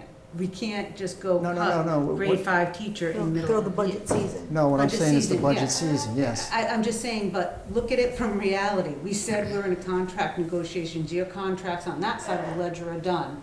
We're going into contracts, so we're looking at, even at a minimum. Ours are not done. What do you have left? We Because have we've police, asked. fire, and we have, You just did police. as of June 30th, that's over. June 30th this year? Yes. So you're going right back into what you Right went back into? into negotiations, police, fire, and highway. Okay, well then we guess we're all in that together. It's gonna be a tough year. Great. Kumbaya, Jim. The other thing too, like, let's get back to the fact that we're talking about an assessment. We're not talking about cuts. We're talking about legally, assessing legally what we're obligated. And if we do the assessment and you're legally obligated, the school system is legally obligated to have everything they have, then the focus needs to go somewhere else, objectively. It's an assessment. We know there's gonna be cuts. We're not saying who it's gonna come from. We're saying we gotta start at this bottom, which is the assessment of what are we obligated to. And Very well said. we're Yeah. here together. Right. We're here together on this. Right. It's exactly, it's an assessment. Everything needs to be on the table, and then we evaluate together what, what can be done. The dollars just aren't there. I would just like to add to his most excellent points he just made there, that I get really wound up when I hear this talk of town versus school. We're all in the same town. Right. The school and the town are the same, they're not separate, and I really get, sorry, I'm gonna get a little bit of a rant here, but I really get sick of hearing people talk about, well, the town did this, the school did that. We're all in the same town, folks. The school is the town. Let's get that into our hands, please. How do we kick off this assessment or ask for this assessment for all departments? How do we start that? I look to Jim. I look to Mr. Brewer. The normal process is we wait until we get some state aid numbers. We get better projections as the year goes on as to what our revenues are going to be, local receipts. We get better projections as to what the new growth number is going to be, and we'll know what that number is that we can meet, and we can't go past that number. So then at that point, the finance committee, the board of selectmen, and superintendent, myself, school committee can sit down and say, where are we going to make the cuts to make this number work? Can we put a date on that time that we think we'll have that information? Well, we need to have our budget in, I think, January, February, right, to the finance committee. School department, I think, has a little bit more flexibility with that, but the sooner we can do it, the I better. think a couple of things can be going in parallel. So the numbers take a while to all come together, and they won't come together until probably January, February is when they, really start to solidify. But while that process is happening, we can be doing this other analysis of determining what is legally required and what is not. So we don't have to wait for that to be done to then do that analysis. So we can be, once that analysis comes and once that budget numbers come in February, we already have the analysis, then we can determine how we need to act on it. So I think that process can go. But you take something as simple as the highway department, for example. I mean, I think that there you walk a fine line as far as what is required versus what is a liability if you don't perform it. Yeah, is it written in law versus, people have been complaining, the last few weeks about the shrubbery on the side of the road, the grass on the side of the road had gotten very tall because the machinery was broken, et cetera, et cetera. Had someone been seriously injured in an accident because they didn't have a sight line, a clear sight line, because the things had not been mowed, is that, where does that fall in the assessment? So you get into these gray areas as to what's really required. Do we just have to maintain the roads? Or is it the sides of the roads, plowing, this, that, and the other? I mean, I think sometimes people forget as to how many miles of roads there are. When you think about both sides of the roads on some of these streets. 200 miles, I It's about, believe. it's like 160, 180, and if you talk about the sides of the roads, it's times two, because it's two sides of every road. And they can't keep up with all of that mowing. So where does that fall? You're making my point about unintended consequences. Right. So where does the liability fall? So should someone become injured or unfortunately killed as a result of that type of consequence? So I don't know where that falls in an assessment as to how do you minimally staff a highway department to take care of things like that? Well, I think that has to be part of that needs to be part of the assessment. Right. is exact, and there must be, if it's not specifically in regulation, it will be in insurance bylaws, subsections. Right. There will be, I'm sure there will be something about liabilities as well as regulatory requirements. I okay. mean, if you can sue Google because you didn't notice that the bridge was out, then, I guess anything's possible. Good but, example though, I think, because everybody knew it was out, but they hadn't marked it to let anybody know, right? Right. So that falls into the category of an incident isn't an incident until it becomes an incident. So Right. let me give you a school perspective. There was a middle school that, a fight broke out, apparently a kid got killed. District was sued for $27 million. So we can have a cafeteria with 2 supervisors and have a bunch of square footage that would allow for more possibilities of something like that to happen. Or we could have 5 people in there, which is probably the number that we need for each of these lunches. So this is, I think, what Nancy is saying, is that this is a very challenging, way of looking at it. It's best practice and, but I think we'd have to be brutally honest with our parents to say, well, when you send your kids here, understand, we're gonna have 2 people supervising rather than 5, because we don't have the money for it. That's a tough sell to recruit students into your district. Or maybe you have teachers who are on the payroll anyway who do that supervising during lunch hour at no extra cost. They do that. We know Okay, that, we have that fine. now. That's, Fine, so that's everybody, every square minute of time that we have staff doing something, because Yeah. we're short-staffed. But that's really my point. So back to what are our next steps? So where are we gonna go from here? I think we can reach out to the department heads and like, who knows this information? Is there is there a book we can look at? Is there some type of legal document that we can find these answers? Well, to me, I was going to suggest, I think the absolute square one, you start with the statute and regulations from the state. Even if we can just have that and easily accessible, just to begin with. I agree to the point about, liability considerations, that comes in very quickly. But why not just start at square one? And I'm certainly not advocating cutting everything to all the way down to that bare minimum, but without the data point to start from, we're going to keep talking in circles, I think. So. Are you familiar with the minimum requirements right now, Jim?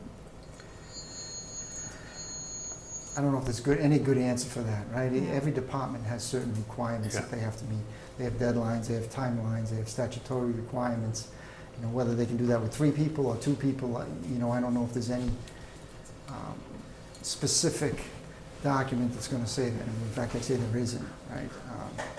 All I can tell you is that just like, all of us, we're struggling to meet the deadlines with the resources we have. Is this something that it might be worth reaching out to any municipal organization or associations or even KP Law I'll certainly or ask. something? I don't think there's, I'll look around. And again, I'm not advocating going down to that absolute bare minimum, but it's a good starting point to build up instead of trying to build down or Yeah. to try to tear I think- down. I assume the fire chief and the police chief would know what the basic necessities are. Not necessities, but mandated amounts.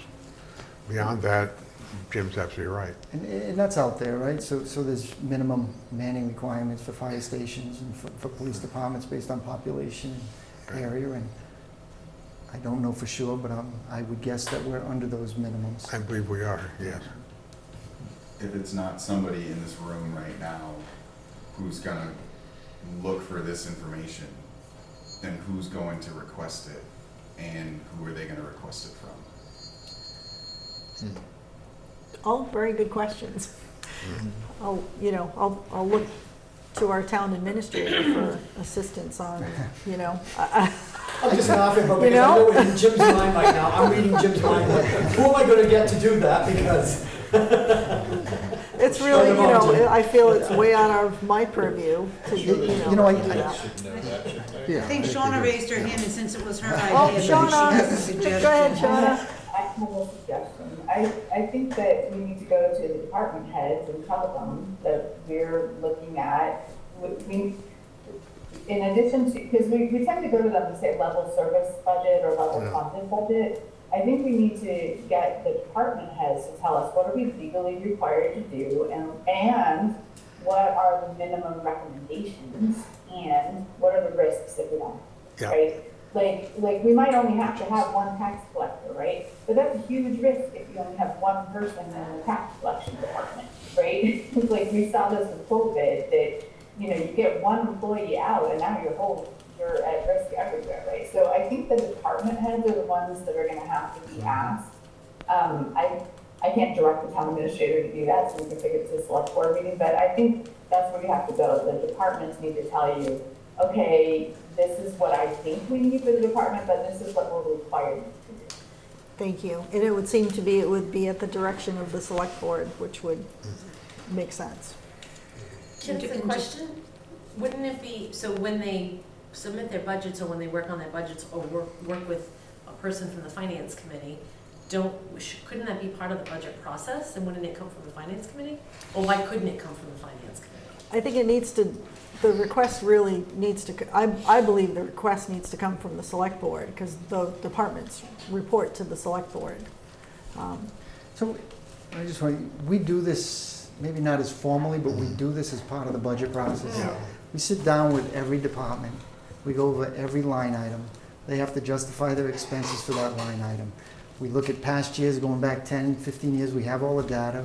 We can see what was actually spent each year.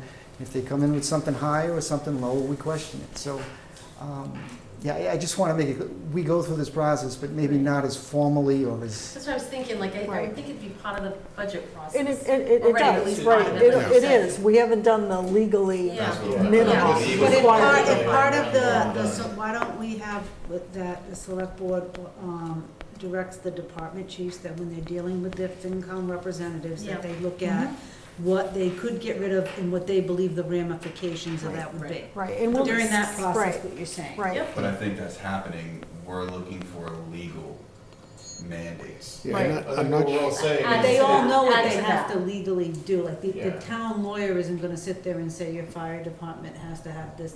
They know what they're legally, each department head Yeah, knows what okay. they're legally mandated to have to do. Yeah. Like, we don't have to go to another step for that, to the best of my I think knowledge. this is just another overlay, another way of Yeah. slicing that data as we go through the process. Like, we know how many kids we can have in a classroom with how many students, we don't have to go to DESI for that. We cut, so you set your organization or whatever up based within those regulations. And then sometimes you hire more people outside of what you need, because you say you need. I think it's a little grayer than that. I can't, the chiefs would know much better than I do, but I suspect there are recommended minimum manning levels, et cetera. We're being recommended. And I don't think there is I might be wrong, that there is a law that says you can't have less. But then you start opening Pandora's box, as we're talking about in terms of other exposures for this, that, and the other thing. That's just a thought. I may be in. That was dead- used against Westport and that police, that arbiters. Well, okay, but I'm, sure, that's, but I'm saying, the people in the field, the chiefs will know a lot more about that than I do. And so, then your next question is a good one, and that is, okay, if we are below, what are the consequences? So what I'm saying is, I don't know that there is a black letter law that says, this is the sacred number. I I suspect agree. it's more an area of consequences, which where we started, but I think it's just a little foggier than just having a For some, rule you can look at and black see if and they white, can. and for others, it would be. Probably, yeah. And everything will be great. But I think if anything out of tonight, I do think that perhaps the select board should consider the conversation that I started with about the possible migrants coming to Westport. That would just mean unmitigated disaster and nothing we could much do about it. Well, we can do a public relations request, we can do a public records request now to see if any of the hotels have opened up. We can send the health departments out to those hotels to do their inspections earlier than before. Those are the two things that we can do that's in our control. By not doing it, I don't think that we're taking all of our due diligence to, to deal with the situation that could be put upon us without having any say. This is going to give you the opportunity to at least have some say. Yeah, we have to respond, we're getting a lot of questions already. Right, a public records request is gonna be able to tell you who has asked for, and maybe nobody's pulled a request, and that's fine. But then, even if they have, the first thing that these other towns were doing is sending the health departments out to those places to see if in fact they meet all safety regulations. Those are the things that we can do to, you know, to ensure that, to get ahead of it. I think that's all we can do.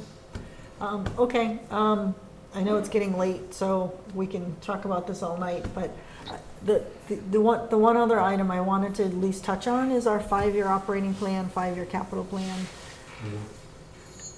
Jim, I know the capital improvement committee is probably already getting close to be asking for, are you asking for a 5-year look?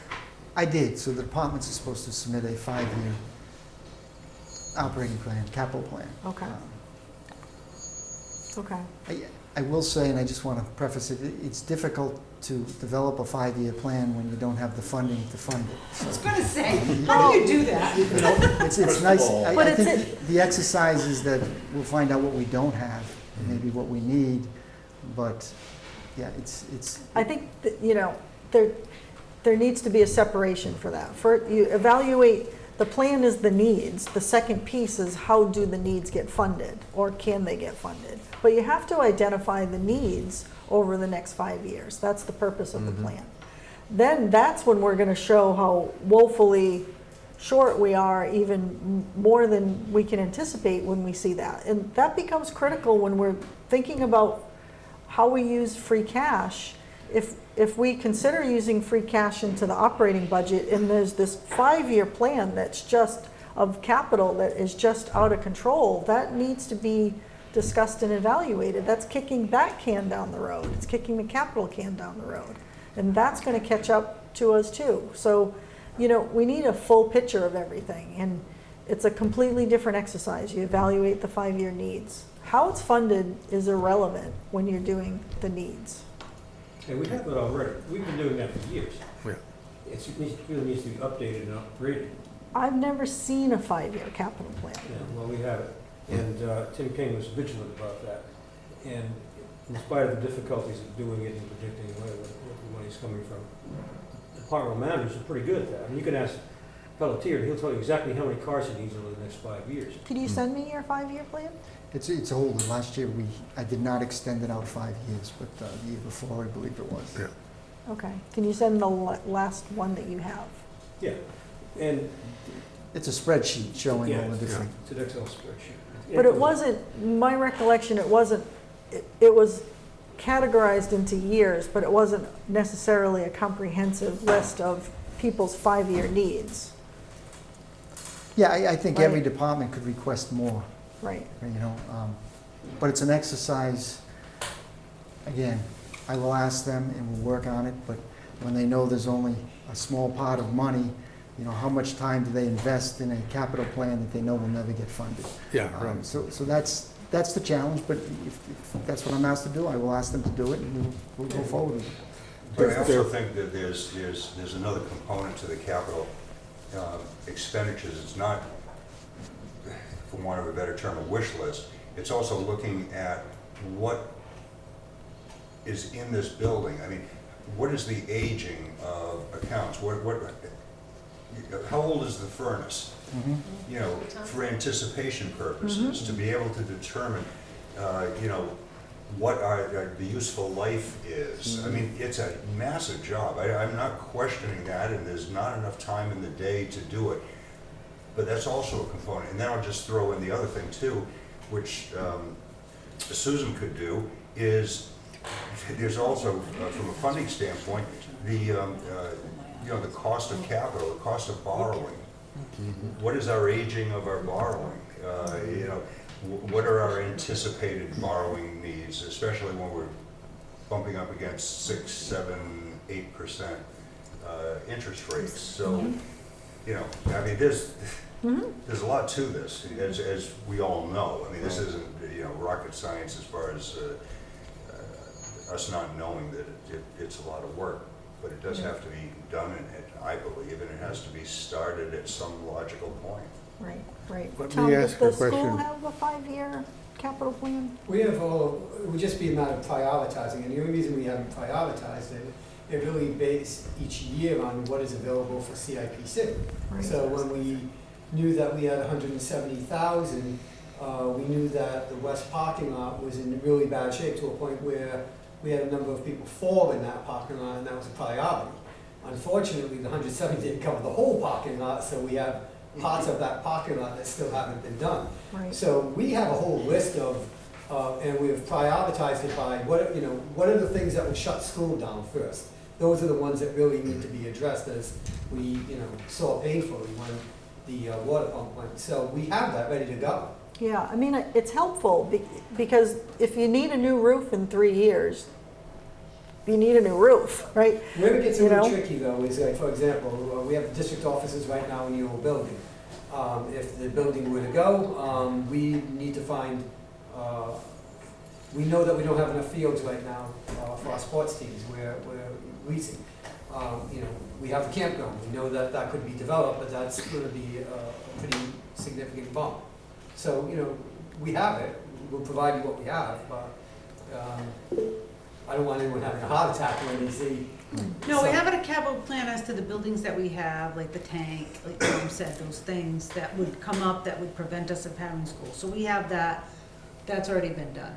The other plan is kind of contingency fallout B. If we don't have the old building and our admin's not there, Yeah. how do we then, we've looked for rental space in the area and looked at square footage and how much it would cost us and the availability versus putting ourselves in one of the building, or perhaps putting up a building and taking a separate bond and having asked the town for us to take out a separate bond, make it part of our budget to pay off and just build an admin space. We've located that admin space could only really be built where the Macumber School is. So there is a devised plan of what we would have to, we've realized that renting is not, that we've taken that off the list. That's not what we can do with the admin. We don't have the space of throwing admin in our buildings with our population numbers. So we would have to until something got built, but the idea would be to take out a separate bonding for a simple build of an admin building on that site. So we have those things. The projection, I think 2 years ago, Tom, when you did it, I think it was $750 for a business, for an admin space where the Macumber was. Obviously, that would have to be updated with different numbers. Karen, Wally? Jim, on the things on the capital list or capital projects, there was the fiber optic project. I know there were questions about how it would work and so forth, and maybe I was the cause of that. But is that dormant or dead or alive in a different universe? I would probably defer to Shauna on that. She's been more involved with the fiber optics than I have. The Internet Advisory Committee is going to meet again 2 weeks from now, I think. But we're still in progress. We're installing fiber cable, the fiber back. The town network has been connected. We've got backbone going to for some of the loop. We've got a loop that was funded by a grant for the Northwestport area. So it's proceeding, but it's going to be a while. We're looking at how to fund it. We're looking at different mechanisms of public-private partnerships and what that might look like. So we're still trying to figure out how to get it to the door, right? We've started the backbone, but now we got to get it to the door, and it's still very much alive. It's in progress. Thank you, Sean. Thank you. Does anyone have anything else? Sue had her hand raised. Sue, are you there? I don't see Sue. I am. Oh, hi, Sue. Go ahead. I was just gonna say, if I have numbers for any particular project, I can, DLS has a debt calculator, easy enough to get estimates on what it will cost the town, and so forth. I can certainly run those numbers anytime. I just need numbers and estimates as to when and how long the project will be, the useful life of the project. Great, thank you. Well, thank you everyone for coming out tonight. And Jim, I just want to comment on your transparency. So I agree, the finance committee is trying to do everything it can to be transparent. We've maintained our meetings remotely, really in part for the convenience of the committee members, but also to allow anybody at home can chime in and participate in the meeting, where nobody's sitting here in the audience, nobody wants to sit here for 2 hours, right? But someone might attend, and so we're trying to be transparent. We had this meeting in public today. I wanted to make sure it was at least hybrid, so anybody from the public wanted to join in, they were welcome to be here. We didn't get anyone else from the public here or there, but we are being transparent, and that's all we can do. And I would only suggest that, you know, whatever meetings that we have for budgets and discussions, that they should be public meetings so that people can hear the issues that are going on and maintain transparency. And we'll continue to do that as a finance committee. What would you anticipate being the next meeting date? What Well, time frames in general? Yeah, I mean, our normal finance committee meeting would be next Tuesday. I think we should ask the committee if we want to meet next Tuesday or hold off for a month. Might hold, if we have nothing much to discuss, We have no agenda. We have nothing, items. we have nothing to discuss. this takes the place of. Yeah, I think it's- So our next meeting would be the second Tuesday in November, which would be, So it's monthly, based. yep, monthly. At this point, monthly. So November 14th would be the next finance committee meeting. And then once we get to mid-December into January, then we're more in a weekly schedule as we're reviewing the department budgets. And will that time frame accommodate what we're trying to do, the things we've talked about tonight? I think I think it's really working with the town administrator and the select board to really get some more detail of some of the budgets and what's potentially, but we're gonna go through the normal budget process that we go through. That starts with the select board seeing the first draft of the budget in December, and then we see it too, and then try to wrap it up in February. And the capital plan can mean a lot of different things, right? It can be presented in a number of different ways. So if you see any samples out there from other communities that you think would fit our community, let us know. And Yep, okay. Okay, I'll look for one, and if you send me what the last one that we have, and then we can go from there. So I think it's just keeping an open dialogue and understanding that it's gonna be a really difficult budget season for us, that the dollars just are not, they're just not there. Anyone else have any other comments? Did you have a comment? No, Oh. sorry.